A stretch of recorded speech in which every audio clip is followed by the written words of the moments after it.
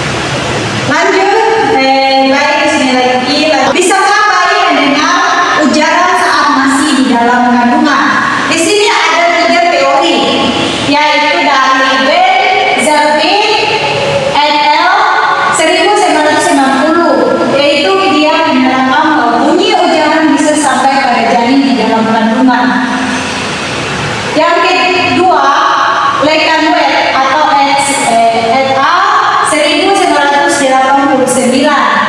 Dia menyatakan bahwa janin memperlihatkan perubahan kecepatan detak jantung saat dari urutan bumi yang berbeda. Yang ketiga, Danica 1980, yaitu bayi yang baru lahir lebih suka suara ibunya. Tes Pasifia menunjukkan bahwa bayi yang baru lahir mengenali dan lebih menyukai suara ibunya. Berarti dalam ini bayi lebih suka suara ibunya daripada suara yang lain.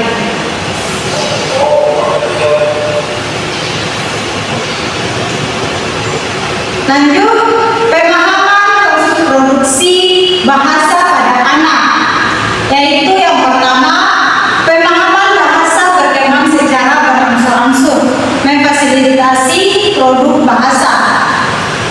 Yang kedua, bisa mereka ekspresikan dalam ujaran. Yang ketiga, anak-anak pada fase satu kata dapat memahami perintah yang disusun dari lebih